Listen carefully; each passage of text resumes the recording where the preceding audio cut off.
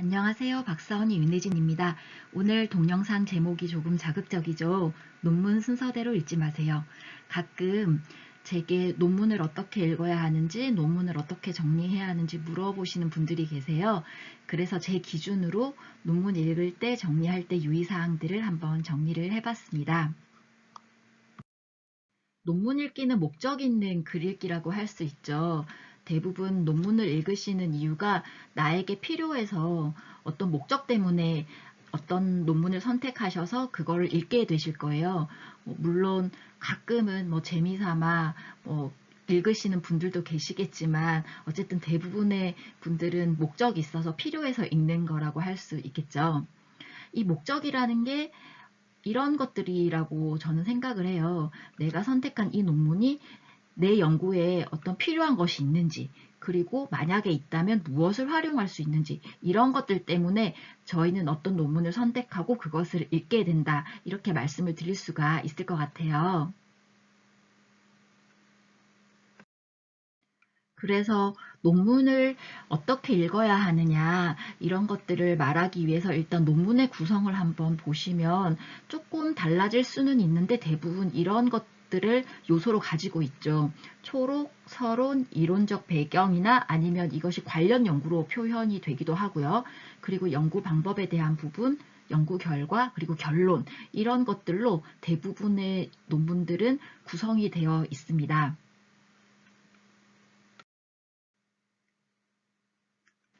여러 논문의 요소들 중에서 제가 이렇게 표시를 한 것들이 있습니다.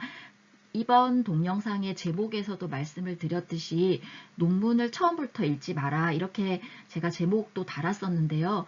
그래서 논문에서 좀 중점을 두고 보셔야 할 것들이 이런 것들이라고 저는 생각을 합니다. 그래서 연구 방법, 연구 결과, 연구 결론, 이런 것들도 중요한데 가끔 연구 문제가 서론에 포함되어서 나오기도 하고, 때로는 연구 문제라는 어떤 작은 챕터가 정해져 있기도 하고요.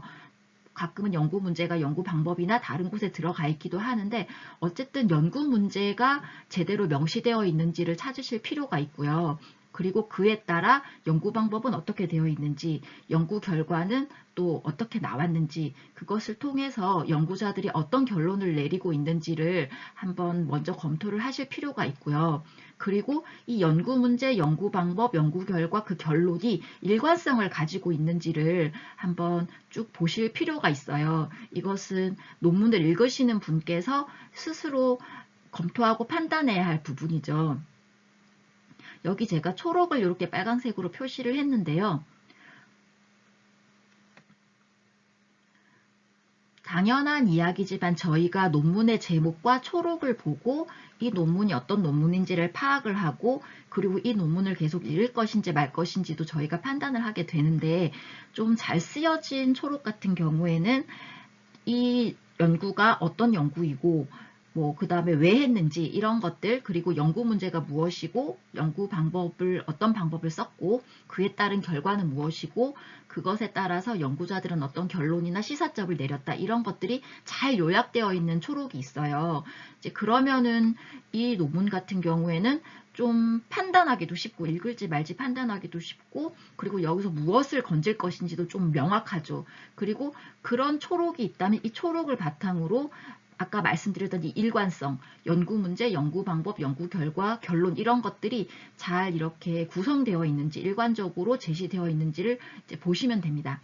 근데 만약에 좀 초록이 그런 내용들이 좀 들어가 있지 않고 뭔가 서론을 대충 요약한 듯한 느낌? 그리고 좀 무슨 내용인지 잘 판단하기가 어려운 경우들이 있거든요. 그래서 그런 경우에는 이 논문을 좀 어떻게 읽을 것인지에 대해서 한번 잘 생각을 해보셔야 되고, 그리고 안의 내용들을 보셔서 이런 것들이 제대로 있는지, 눈에 잘 들어오는지, 이런 것들을 좀 빨리 판단을 하셔서, 이게 만약에 일관성이 좀 부족하다든지 내용이 좀 잘 읽히지가 않는다, 이럴 때는 그 논문을 좀 읽을지 말지를 잘 판단해 보시는 그런 기준도 되실 거다, 이렇게 생각을 합니다.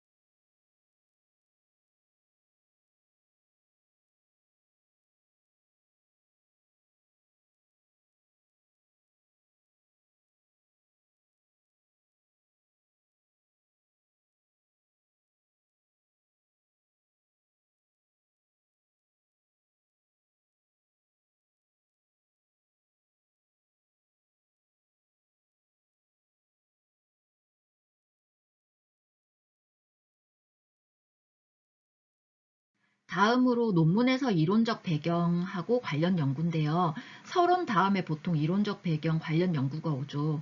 그래서 이거를 좀 바로 읽기를 좀 추천하지 않는 이유는, 저는 이걸 바로 읽지는 않는데, 그 이유는 이 이론적 배경이나 관련 연구가 좀 다양한 맥락으로 작성되는 경우가 있거든요.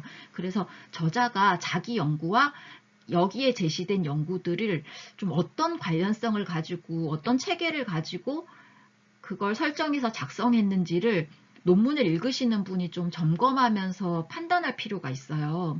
그래서 가끔은 어떤 분들은 좀 딱히 맥락 없이 쓰는 경우도 있거든요. 좀 급하게 쓰다 보면 좀 비슷해 보이는 것들을 이것저것 좀 그냥 갖다 붙이는 경우도 있고, 또 어떤 분은 정말 그 자기의 연구의 어떤 환경을 한정하는 의미에서 정말 잘 쓰여진 그런 것들도 있는데, 이것도 정말 케이스 바이 케이스이기 때문에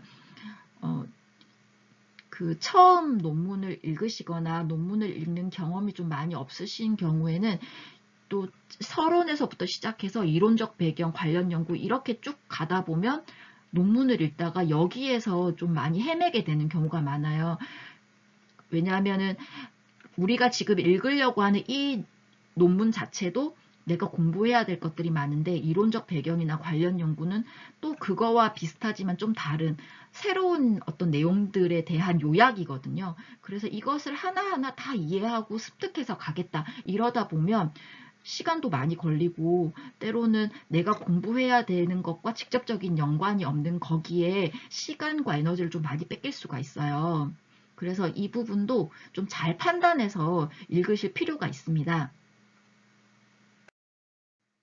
오늘 드린 말씀을 정리를 하자면, 논문 순서대로 읽지 마시라는 말씀은 우리가 어떤 논문을 보려고 할 때 이것을 정말 다른 어떤 교과서를 읽듯이 처음부터 이렇게 쭉 읽는 것이 아니라, 내가 이 논문을 읽는 목적을 생각을 하시고 그 목적에 비추어 이 논문이 나에게 필요한 건지 아닌 건지, 그리고 만약에 필요하다면 그 필요한 것들 중에 무엇이 필요한 것인지를 이렇게 빨리 좀 찾아낼 수 있으면 좋겠다, 이런 말씀을 드리고 싶었고요. 그래서 그렇게 하기 위해서 이런 초록을 보시고 일단은 판단을 하실 수가 있다. 그리고 그 안에 연구 문제를 빨리 좀 찾으시고, 그리고 그것에 따른 연구 방법, 연구 결과, 결론이 어떻게 나와 있는지, 그리고 이런 것들이 일관성을 가지고 이렇게 잘 짜여져 있는지를 한번 보실 필요가 있고요.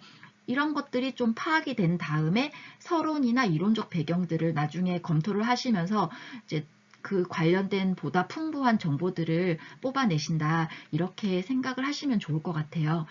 다른 분들은 모르겠는데 저는 이렇게 논문을 읽고 있어요. 이게 뭐 딱 좋은 방법인지 어떤지는 말씀드리기는 제가 판단하기는 어려울 것 같고, 혹시나 이런 방법도 도움이 되는 것이 있을 수 있으니까 이게 잘 맞는다고 생각하시는 분들은 그렇게 한번 해보시면 좋을 것 같다는 생각이 듭니다. 논문을 읽기가 어렵다는 말씀을 제가 가끔 듣는데, 그 이유가 하나는 논문을 좀 많이 읽지 않았기 때문에 그 논문을 읽는다는 것에 대해서 익숙하지 않아서 그럴 수도 있어요.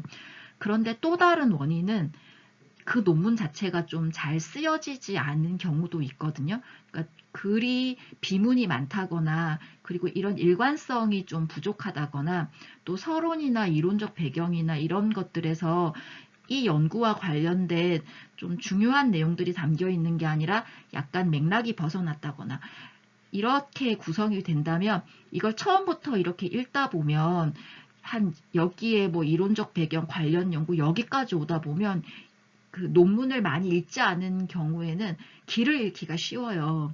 그래서 이 뒤에가 오히려 보면 더 핵심적이고 더 필요한 건데도 여기까지 가기 전에 이미 논문은 너무 읽기가 어려워, 나는 논문을 잘 못 읽겠어, 논문 읽는 건 되게 힘든 일이야, 이렇게 되고, 이렇게 잘 이해되지 않는 걸 가지고 정리를 하다 보면 뭔가 발표를 하거나 공유를 할 때 다른 분들에게 좀 긍정적이지 않은 피드백을 받기가 쉽거든요.